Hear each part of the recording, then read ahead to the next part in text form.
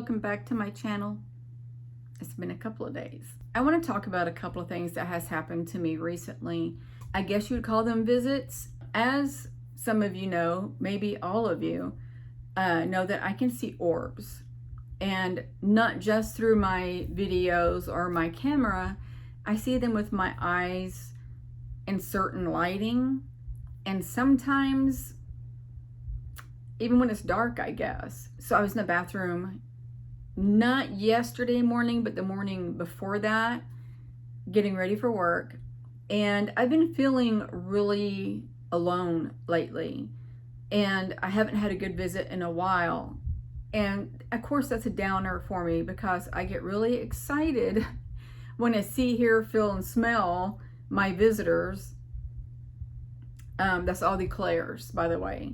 So I'm in the bathroom and I'm getting ready for work. I'm doing my hair, maybe even brushing my teeth. I can't remember. Whatever I was doing, I can't remember. It was one or the other, my hair or my teeth. Maybe my teeth, I'm not sure. But I'm kind of looking at the mirror in another world, kind of. I was thinking about something, not paying attention. And then something gets my attention, and it was an orb. But I didn't know it at first. It was like in front of me. And it was just going around and around trying to get my attention.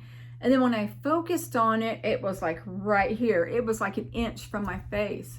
And I kind of back up and I looked at it and I'm like, oh, you were trying to get my attention. That's the first time that's ever happened to me. Always they will come close to me, but going, or one way or the other, up or down, whatever.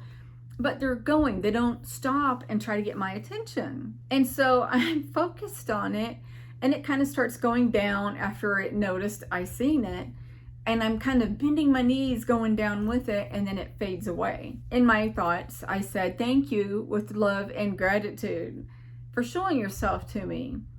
And even though it could have been a negative entity, in which I don't think it was, I will still greet it with love and gratitude.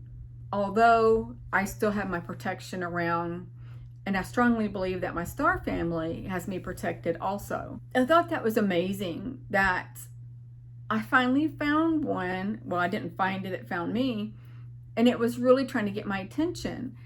And when I focused on it, I realized that it was just going around in front of me. And then it got closer and closer and closer, like, hey, I'm here. And I noticed it got bigger and bigger because it was getting closer and closer. And it was a good size. Of course, I was excited. Yesterday morning, I was in the kitchen and I think I was preparing my food, my breakfast. Had my back faced my front room window, which is in this direction. The kitchen is that way. I had turned with my back going, this is going to be really hard to describe. I'll just say this.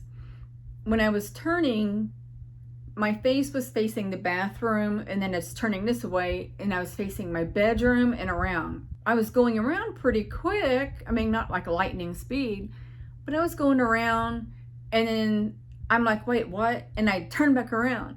There was something in my bedroom doorway.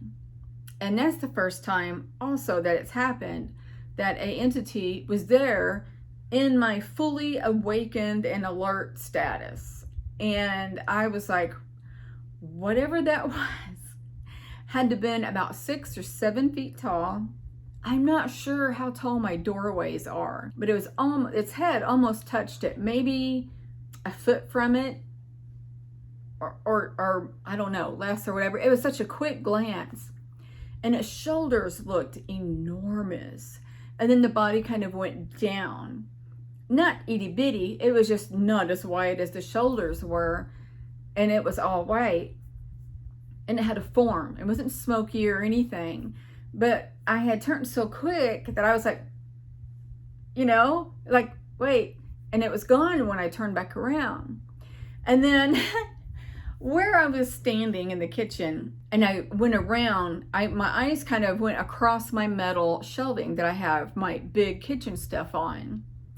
And then so when I thought I seen it, I was like, maybe it was one of the rails of the shelving part, the leg, I guess you'd call it. that I seen. So I was turning and then going like this, trying to see if that's what it was. And it wasn't, because the leg of that shelving wasn't in my view of my bedroom doorway. So I talked to Giuseppe, and he senses certain things that I cannot. And poor guy, I reach out to him more than he reaches out to me. I value his opinion and his insight, and I trust him with everything.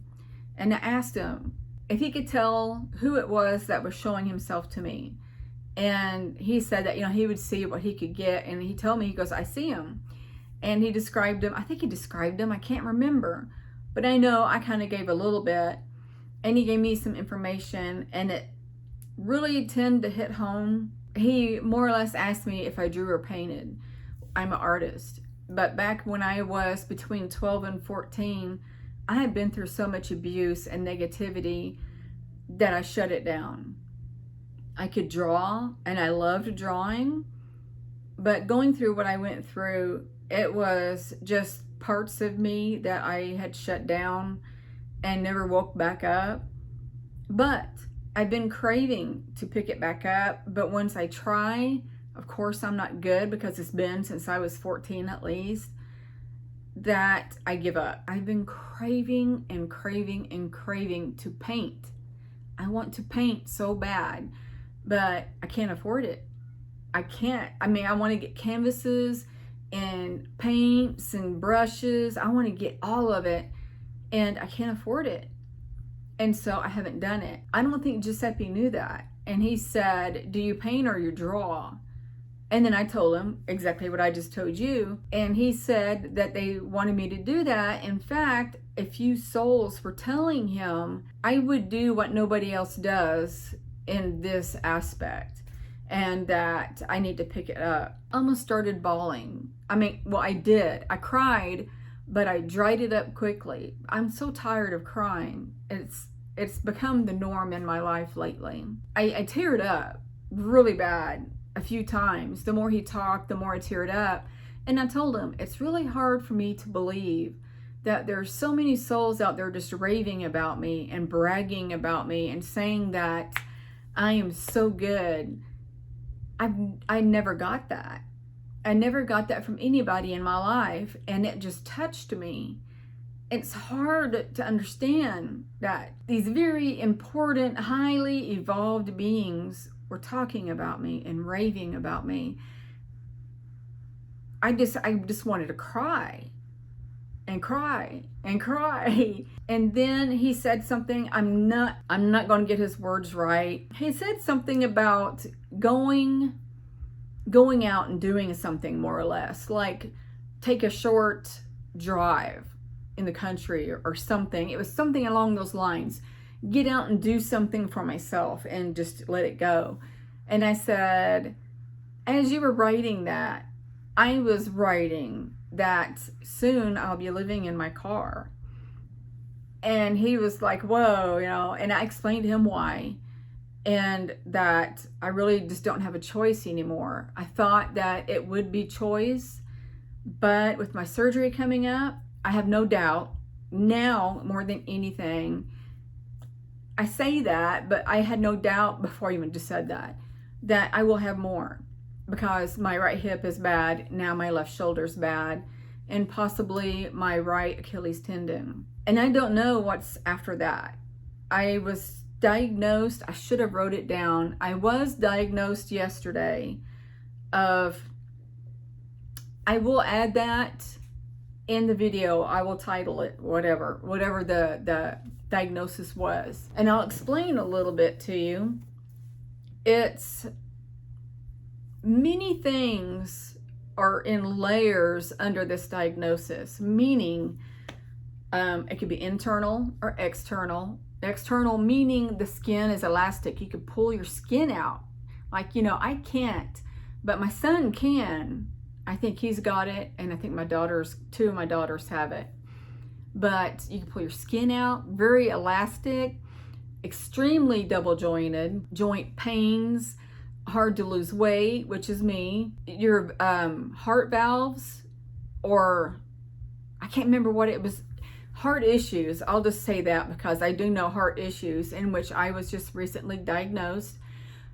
Your arteries can explode at any given moment if that's the part of it you have, and you're a fatality immediately. And then it really didn't talk about tendons, but it said connective tissue, in which tendons are.